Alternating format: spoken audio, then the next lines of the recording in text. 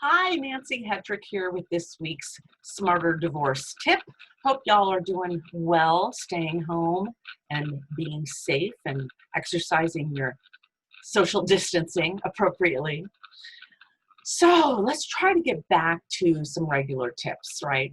So one of my best tips for you when you know you're going to be embarking on the divorce process, or even if you're already involved in it, is to be sure to create a budget. And there's two different aspects of budgeting here that need to be considered. Number one is budgeting for the period during your divorce, which frankly for most couples can be a very expensive period.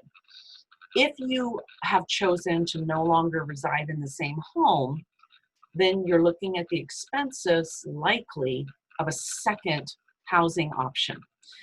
If it's possible during that time period to choose that second home option that potentially is with friends or family or relatives that live nearby, where you can stay in someone's spare room and not look at doubling your housing expenses during that divorce period, that's definitely the best thing to do until you make a lot of the financial decisions that need to be made, so you can know what you need to be shopping for as far as what you're going to be able to afford in your next housing situation.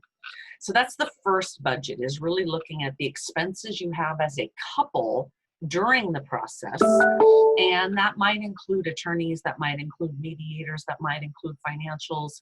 So just knowing what those expenses of getting the divorce are actually going to look like. Then comes the more important budget. You each need to be able to create a post-divorce budget so that you can estimate your expenses as closely as possible after the divorce is final. Now, one of the challenges with that, of course, is if you don't know exactly what your divorce settlement is going to be, how in the world do you know what you can afford on the other side? There's a general rule of thumb as you're looking at creating that budget. And we work with our clients at Smarter Divorce Solutions to partner with you on creating that budget in a realistic way.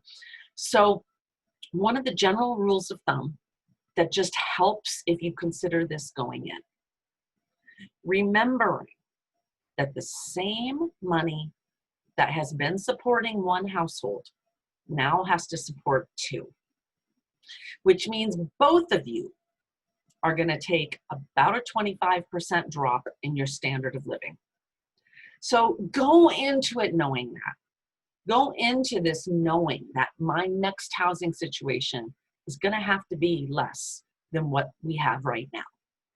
And if you make your estimates based on that and you use conservative numbers, you're far more likely to have a successful outcome. Ideal and perfect world, we all end up making more money than we expected to make, and we have the freedom of choice. Start out conservatively. For the non-CFO spouse that has maybe been married more than 20 years and has never really handled the household finances, this can be a very daunting task. And that's one of the reasons at Smarter Divorce Solutions that we have a financial coach on staff. Leslie Blue is our certified financial coach. She works very closely with our clients on creating that initial budget, but not only that, managing your finances on your own on an ongoing basis. It does not mean anything. It does not say anything about you that you haven't been the one handling your finances until now. It doesn't make you less than. It does not make you less intelligent than your spouse. It simply means that wasn't your area of expertise, and now it's time for you to get a little training in that area. All right? So one of the things we can do when we work with people here at Smarter Divorce Solutions is make sure that you get that financial knowledge up to where it needs to be so that you can be empowered for your own financial future and to move forward with absolute confidence. We've said it before, just because you're stuck at home, you don't have to be stuck in your marriage. We're absolutely doing online mediations virtually, and we're helping people get started, especially at this time when the courthouses are all pretty much closed down. You don't have to wait. You can actually start moving forward. Reach out to us. give us a call. We'd love to help you get through this in a kinder, gentler, much more affordable way.